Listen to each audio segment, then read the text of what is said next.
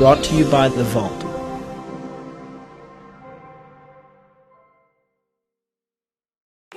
Hi, I'm Shy. And I'm Kathy, and this is our Girlfriends Talk Show where each week we have fun and we spill the tea. Or the wine.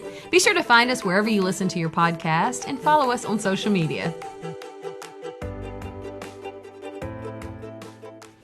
All right, welcome to Girlfriends Talk Show. And if you're watching us on YouTube, well, then you notice Kathy looks a little different today. Hi, I'm Kathy. Actually, this is another best friend of mine, Nina. And Kathy, she's in rehab. Yeah, rehab. Yeah. We'll call it that. It's a bad deal. You drink so much wine a day, you just never know. No, I'm kidding. She's not in rehab. She's actually under the weather. So we've got the next best thing, which is Nina. And Nina and I go back almost 20 years. We'll say, what, 03? Yeah, About 03? Yeah, roughly. So almost 20 years of Nina and Shy. And to give you a little background as to how we met, we both worked at a radio station. We were both in broadcasting, obviously. And I went to her one day because I kept getting phone calls on the radio saying, hey, Shy, have you gotten my message? Have you gotten my my request? Have you gotten my email? And I was like, wait a minute, I have an email? Because I was already in radio for about 3 years, but callers called, a lot. And they didn't really, I'd never heard about an email and didn't really have it. I didn't have an email address. So I went to Nina, who was working in traffic, is what we call in radio, which is where you actually insert commercials into radio stations. That's what traffic is. I was like, Nina, do I have an email address? And her response, yes, everyone has one. It's company issued. I had no idea. So I asked her to help me find my email address. She helped me find my email address. And from that point on, I called her my secretary because I would check in with her daily. Yeah, even though I helped her find the email and showed her exactly where she needed to go and how to log in, I couldn't do it. Couldn't do it. So she came to me every day and yeah, I replied to fans and it was great. Gave her all of her information that she needed for the day. It was a great relationship. And then we just bonded from there. So with you being on the other side of radio, not in the broadcast talking world part of it, you feel comfortable here on this set today? It was kind of the first time I've kind of put you out in the limelight. Yeah, it's really not a comfortable situation. No, you're not comfortable? Should we turn the air down? Well, no, it's not that. It's actually the setting. We are inside of an old bank vault, in case no one knew that. And I am a descendant of Bonnie Parker. And so I'm used, my blood says rob this place. But there's nothing to steal. Everything's gone. And, I'm not supposed to be in here, so it feels very weird. Yes. Give me, the descent, I think it's, maybe, it's like I'm a great niece. Sweet. My aunts told me the lineage of it, and so I was just yes, vigilantes! Well, no, that's not the right word. Either way, I was... When we came in here, your eyes got real big. You totally went Bonnie Parker on me. I did. Wow, that's awesome. A cool story. So it is carnival season, Bonnie, and I'm wearing my carnival beads. I've been saying I was going to wear them the last 2 episodes, but Kathy looks down on my carnival beads. But I look down on her carnival beads as well, but since Kathy isn't here, she figured she could get away with it. It doesn't really matter if Nina looks down on it. It doesn't. It doesn't. So, carnival beads, for those of you watching outside the carnival world, they are an extension of your personality, so to speak. And I love white boots. So anyway, that explains that. Now, let's get to the moral of today's topic. Let's get to the guts of today's topic. I bring Nina in here today because Nina is one of my best friends who has gone through, let's just say, some trials with lots of eras. It's a very unorthodox life. Very. And there's a lot of people, brought up in certain ways that you look at them today and you're like, well, that explains why she's the way she is, or he's the way he is, or, well, wow, he came from that, but he's doing really well. So I guess the subject matter is you've got one of two directions to take when you become an adult. You can take this direction and go here. You can take this direction and go here. Nina obviously took this direction and went here, but let's talk about where she came from, because that is the funny part. So let's go to a video real quick. Video, kind of a snapshot of her old home front. My neighborhood. Her neighborhood. It's a picture of her old home front, and you see the growth in front of the house. Nina wanted me to point out that it did not look like that when I lived there. It's been a few years of no one really living in that house that we know of. Now, did it really look that much different other than the shrubbery? Yeah, I mean, yes, it didn't look like that. It looked like a house. Okay. Okay. I don't know how else to say that. Now, Nina lived on a road here in our area called England Drive. England Drive, the first half of England Drive, Nina and her posse owned, basically. I mean, we were just a group of bad children, and those were the streets that we roamed constantly. So, when we come back, we're going to hear stories of one-armed convict. These are just names of some neighbors. We're going to hear stories about Stinky Pete, Crackhead Charles, my fave, Captain Morgan, another neighbor of hers, sparkler bombs, just some of the things, and a person named Greaseback. No, we're not going to talk about that. But yes, there was a person. Okay. There was a person named Greaseback, and it was a very ugly name. Mm-hmm. And I do want to point out that Nina tends to she has a filter that works very well now. 20 years ago, no, not so much. But just in case Nina's filter falls, I'm really trying not to let it fall. But just in case, just censor, all right? Don't let the kids watch, or earmuff them, whichever. So whenever we come back, we're going to hear stories, epic stories of what happened on England Drive. That's coming up. Hey you! Yes, you, watching or listening to this amazing podcast hosted by two of the most dynamic and brilliant women you'll ever meet. Advertise with us and watch your business grow as big as our heads. Seriously, hit us up at vault.news/contact and find out how affordable you can advertise on our show.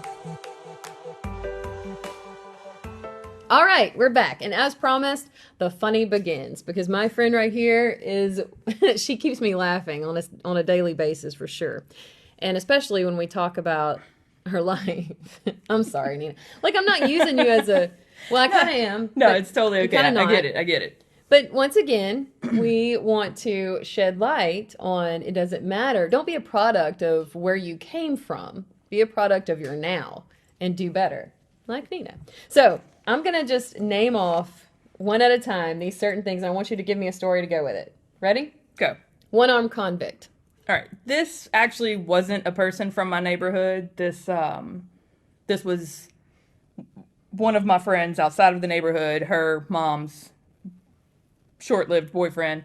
He was a one-armed convict, and So he was a convict, and he only had one arm. So she told me. I mean, he did really only have one arm. I saw it. Okay. She did tell me he was a convict, so I just believed it.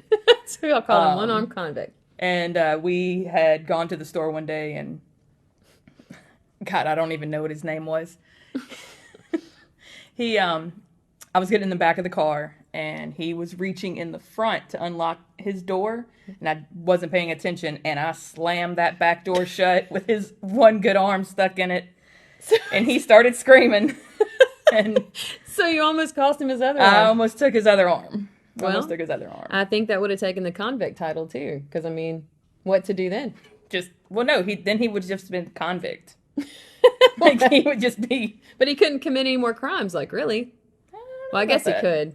All right, Stinky Pete. Tell me about Stinky Pete. Stinky Pete was he was my road dog. Road dog. Yeah, my little sidekick. Everywhere I went, Stinky Pete went. He was the youngest of our crew, and so basically he did what we told him to, because if he didn't, we were like, well, you can't play with us today, man. One of the things that he did for y'all. One of the things is we were just bored one day. I mean, it's like, what do you do? You know? And I said, hey, go stand on that fire hydrant across the street. And he said, Why? I said, just go stand on the fire hydrant. So he runs across the street, jumps on the fire hydrant, and me and his brother and another friend, we just started throwing rocks at him.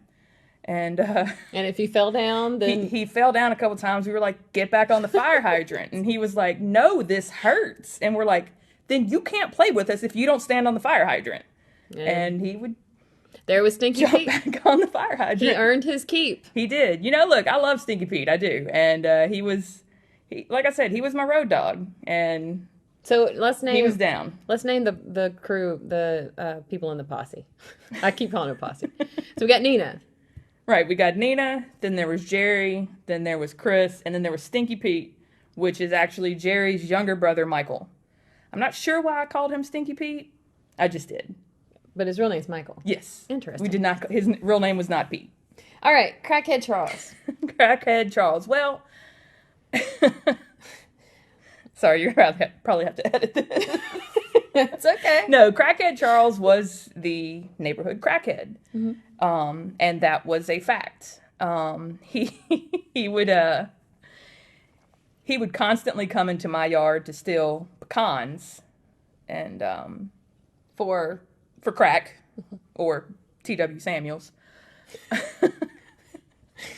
No, I mean, these are true. This is true. So anyways, he would come to the yard and steal my pecans, and we told him time and time again, hey, you gotta stay out of the yard because, pecan tree limbs are very unstable. They could fall at any time. And that's the last thing we needed was Crackhead Charles going down? Right. Or was it really that you and your friends were selling pecans for another reason? Well, we couldn't tell him that we wanted all of the money. We told him it was because we didn't want him getting hurt. I got you. Yes, we needed money. Like, you had to hustle in our neighborhood to make money. So y'all sold pecans. We sold pecans. And Crackhead Charles would come in and steal your pecans. Yes, he would. And it wasn't cool. Well, one day you got a little vengeance. One day Stinky Pete came over and he said, hey, Crackhead Charles is in the yard picking up pecans again.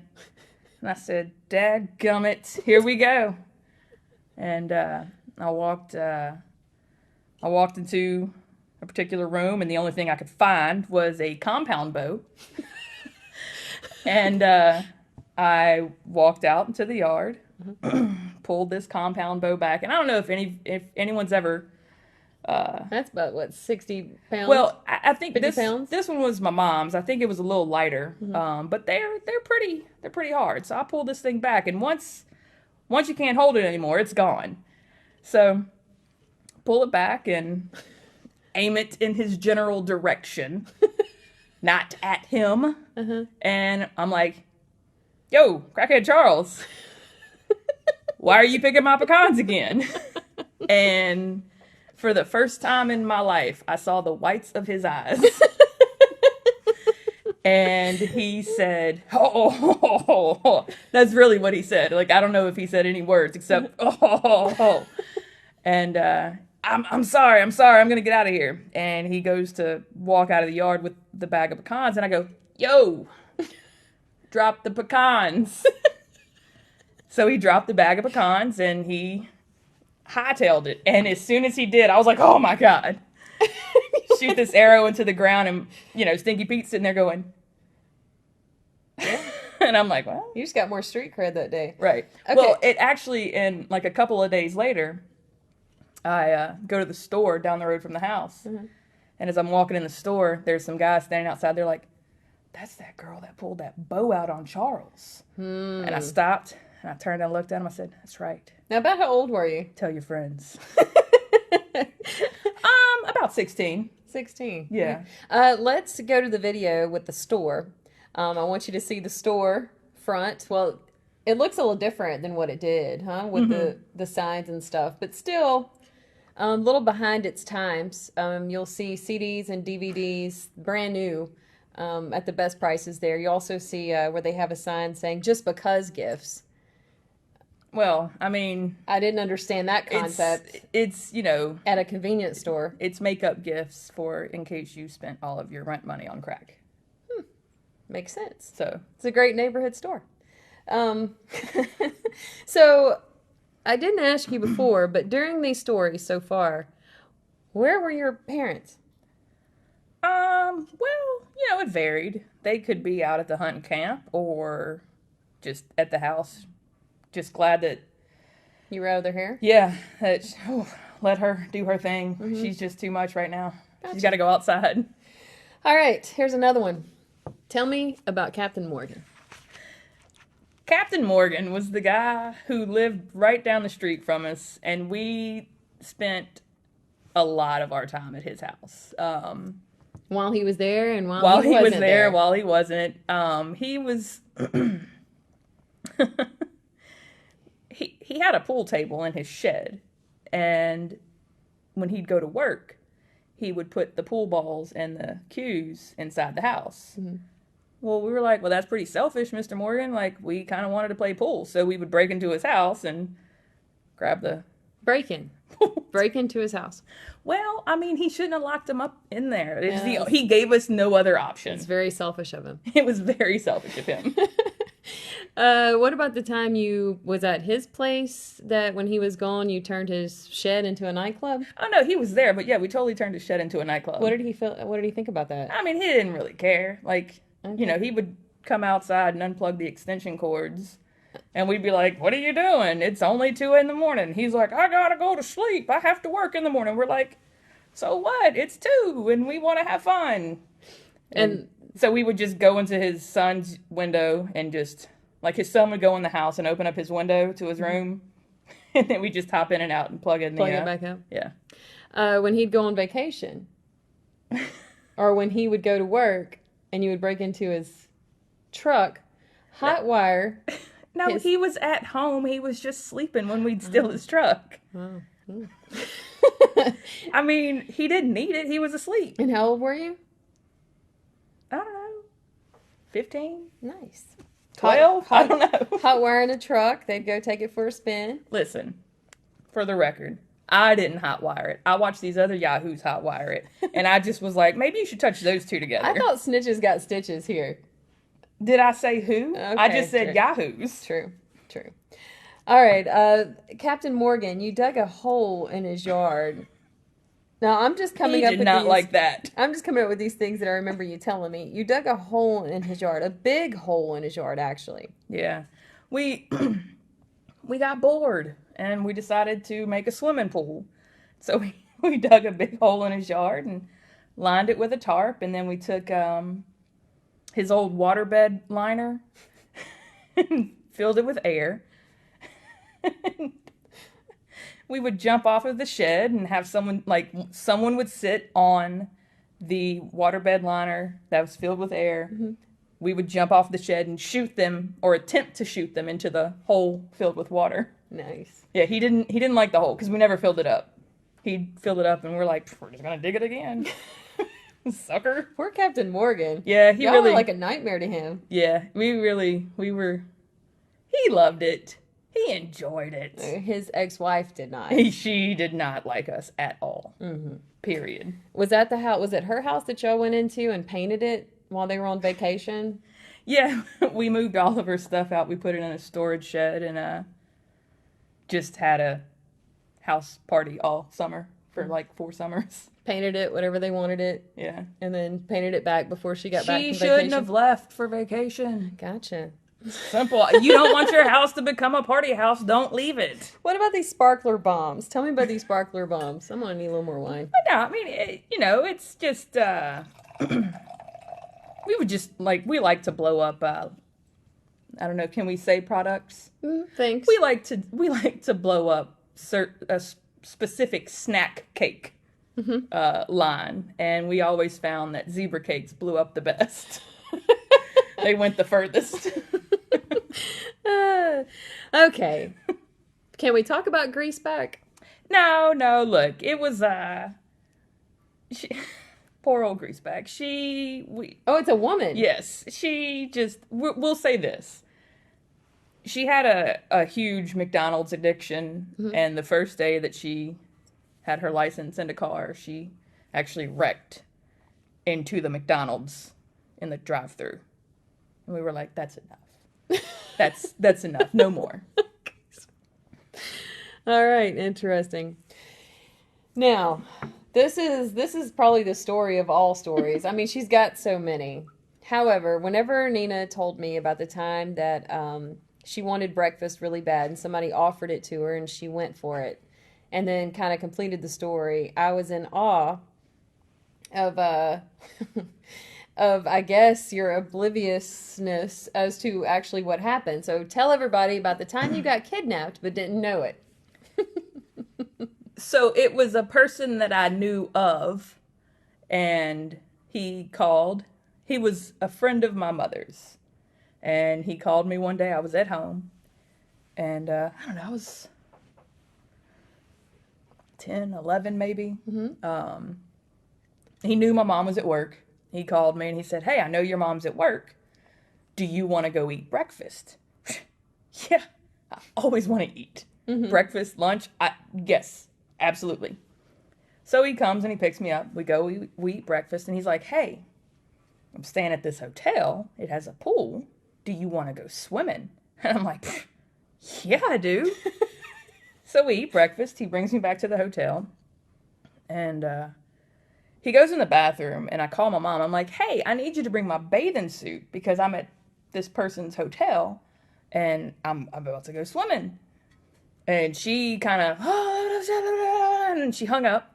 And I'm like, I mean, is she going to bring it or what? Because I just want to go to the swimming pool, you know? Like, so about maybe 7 to 10 minutes later, the cops come. So wait a minute, he comes out of the bathroom. Yeah, and he comes out of the bathroom and, you know, it's kind of a blur because it's been so long. Yeah. But he comes out of the bathroom and, you know, a few minutes later, cops show up. Cops are knocking on the door. As soon as he opens the door, you know, they handcuff him and they take him and they're like, put me off. And I'm like, "Yo, where are we going? Am I not going to swim?" So, little did I know. And so, you know, I always told that story. I was like, "Man, let me tell you about the time that I was almost kidnapped." And, you know.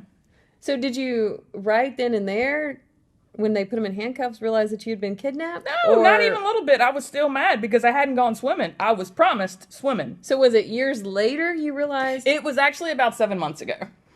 7 months ago, yeah. You realized that you were actually... Yeah. Yeah. When someone said, "You weren't almost kidnapped. He had you." Yeah, he had you. You were kidnapped. And I was like, huh. Yep. Yep. Kidnapped. Didn't even know it. Oh my gracious, Nina. Wow. All right. Well, those, that's just a little bit of Nina's... Can we call it adversity? I mean, a lot of them, back in the day, we all just kind of ran around and kind of did what we wanted to do. Right, you know, right. Kids. You picked up a few bad habits along the way, you know, as a child. Just, I guess, I don't want to call your parents neglectful, but... Right. Here, it was that area. They paid less attention than most. Right. In that area, you didn't really... The success rate of... really anything was very slim. Mm-hmm. As a matter of fact, you made new friends in high school because those that you were hanging out with didn't make it to high school. Yeah, that's true. Well, they were just a little further behind, you know. So, anyway, came from very little, and now she's got a lot. I mean, when you think about it, I mean, she's got all of her senses about her. Some stories... I've got all of my senses about me. Did you not just hear the kidnapping story? I did not realize I was kidnapped until 7 months ago. Because you're just making you smile about it all, which is good, which is what got you to where you are today. You know what I mean? I mean, you could have went the wrong direction down the bad road, and you chose not to. So, don't wallow in your own self-pity. True? True. It's not going to do you any good. No, it's not. And we would go into some more, but I feel like that's probably a little too personal. However, just know this girl right here has overcome a lot. And so I just wanted to shed light on that. Plus, I wanted to bring you on the show because I wanted to show you off because you're one of my great friends. Aw. And I don't think you've ever said that publicly. I haven't. Thanks. That was the first time. You're welcome. Thanks. Don't cry. And if you're listening to this on Apple or Spotify, we appreciate you. Please hit the subscribe button if you don't mind. Helps us make money. And if you haven't seen us on YouTube yet, go to YouTube and find Girlfriends Talk Show and click subscribe there. Nina watches every episode, and I'm forever grateful. So. Oh, you know that Kathy said you're supposed to do the girlfriend's tip of the day. Oh gosh, she always makes me do that. And I don't ever even come up with them. She does. So, girlfriend's tip of the day. Can you do this? There's no such thing as a free breakfast. No. There's no such thing as a free breakfast. All right. And as Kathy says, stay girlfriends.